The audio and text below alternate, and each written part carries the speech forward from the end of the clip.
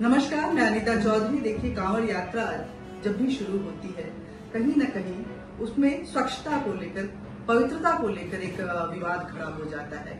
11 तारीख से सावन का महीना लगने वाला है और भोलेनाथ के भक्त कांवड़ यात्रा के लिए पूरी तरह से तैयार हैं। इस बार स्वच्छता बनी रहे, इसको लेकर के उत्तर प्रदेश सरकार की तरफ से भी और उत्तराखंड सरकार की तरफ से भी कई कोशिशें की गई, लेकिन शायद उच्चतम न्यायालय उन कोशिशों से सहमत नहीं हो पाया। लेकिन इन सब के बीच में विश्व हिंदू परिषद ने एक रास्ता निकाला है। विश्व हिंदू परिषद ने दुकानों के लिए प्रमाणन सर्टिफिकेट जारी करने का आह्वान किया है। क्या है ये सर्टिफिकेशन, किस तरह से ये काम करेगा, इस पर बात करने के लिए हमारे साथ इंद्रप्रस्थ, विश्व हिंदू परिषद के इंद्रप्रस्थ के संगठन मंत्री सुरेंद्र गुप्ता जी हैं।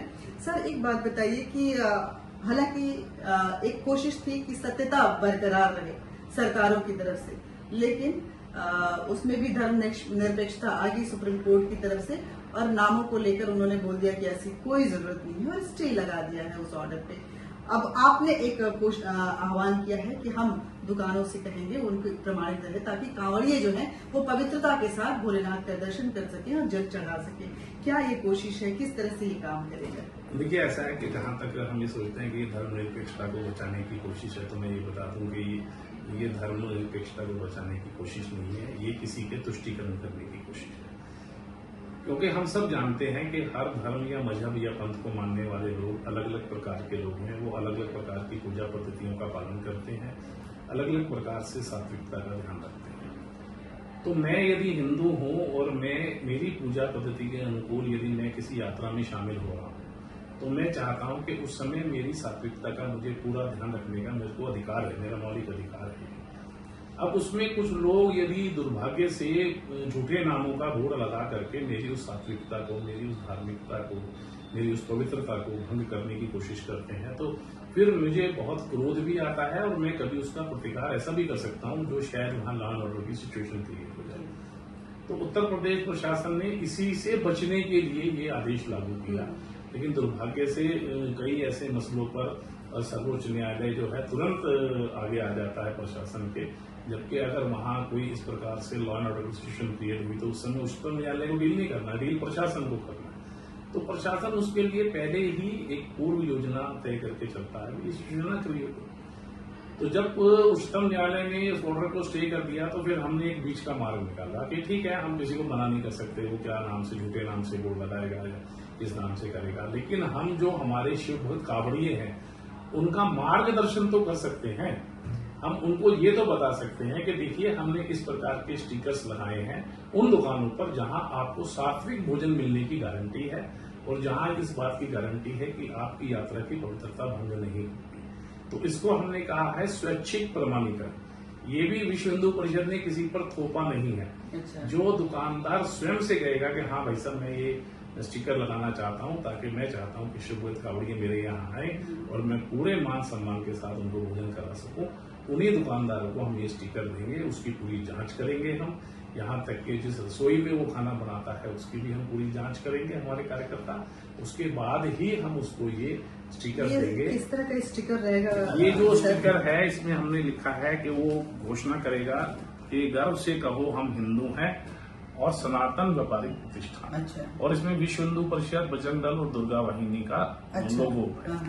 अभी इसको हम इस वर्ष तो नहीं करा पाएंगे, पर इसको हम ट्रेडमार्क रजिस्टर्ड भी कराएंगे इस स्टिकर को, ताकि हम चाहते हैं कि इसके अंदर कोई भी किसी भी प्रकार की न्यूनता न रहे, यात्रा बिल्कुल सुरक्षित। वही मैं पूछने वाली कि इसका बेजा इस्तेमाल नहीं होगा, ऐसा आप कैसे सोच सकते हैं? हाँ, जो नाम बदल के रख सकते हैं वो स्टिकर का इस्तेमाल नहीं कर सकते हैं। लेकिन दो बातें हैं, एक तो इसमें हमारा लोगो है, हमारे लोगो का इस्तेमाल कोई हमारी मर्जी के बगैर नहीं कर सकता।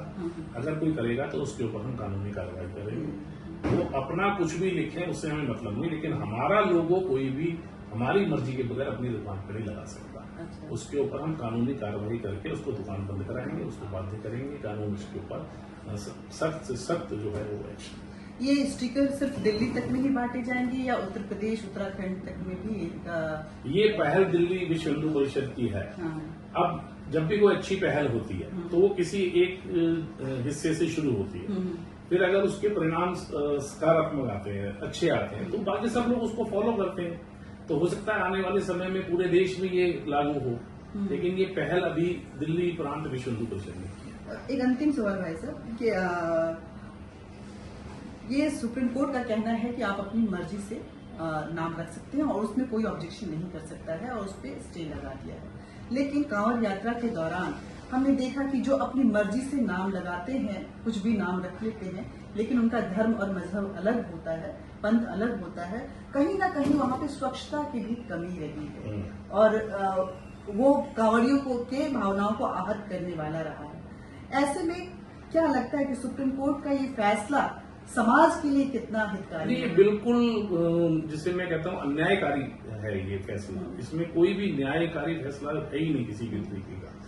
सर्वोच्च न्यायालय ने गहराई से उसके ऊपर जितनी बहस होनी चाहिए थी उस विषय पर, क्योंकि ये तो कई वर्षों से चल रहा है लगातार, तो सर्वोच्च न्यायालय ने इतनी जल्दी में इसके ऊपर स्टे लगाया। इतनी जल्दी क्या थी सर्वोच्च न्यायालय को? उसके ऊपर बहस होनी चाहिए थी, हर एक पक्ष को अपना अपना पक्ष रखने की इजाजत मिलनी चाहिए थी। और एक ऐसी आफत को जो अगर मान लो किसी समय इतनी बड़ी कांवड़ यात्रा में, जहां मैं कहता हूं कि हजारों लाखों की संख्या में शिव भक्त कांवड़िए होते हैं, अगर वो कहीं मान लो बिदक गए तो क्या होगा? सुप्रीम कोर्ट क्या करेगा उस समय?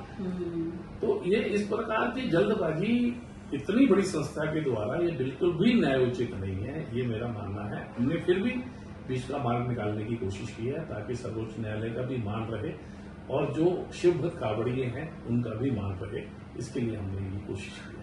बहुत बहुत शुक्रिया आपका। देखिए, तो ये स्टिकर जो है वो अब कांवड़ यात्रा के दौरान जगह जगह दुकानों पे लगे मिलेंगे, जिसमें लिखा हुआ गर्व से कहो हम हिंदू हैं और सनातन पद्धति से व्यापार का एक प्रतिष्ठान करके एक रास्ता बीच का निकाला गया है, जिसमें कांवरियों का सम्मान भी बना रहे और सुप्रीम कोर्ट का मान भी। आपको बता दें कि हमारे संविधान और कानून में एक शब्द आता है ब्रीच ऑफ ट्रस्ट, यानी कि आप झूठ बोलकर कुछ भी नहीं कर सकते, गुमराह लेकर नहीं कर सकते।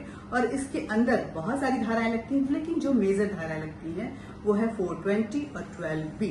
अब ऐसे में इसके जो सजा है वो 10 साल तक की है। कोई भी अगर इसका उल्लंघन करता है तो 10 साल तक की है। ऐसे में अगर सुप्रीम कोर्ट को नाम बदलकर कांवड़ यात्रा के समय में आस्था, जो कि ब्रीच ऑफ रिलीजियस वैल्यू भी है, ये भी संविधान में कहा है, वो नजर नहीं आ रहा है और उसमें ये कानून का उल्लंघन नहीं नजर आ रहा है, तो कहीं ना कहीं ये बड़ा सवाल खड़ा करता है। लेकिन बहरहाल एक रास्ता निकाला गया है, देखते हैं कितना कामयाब होगा। जय हिंद।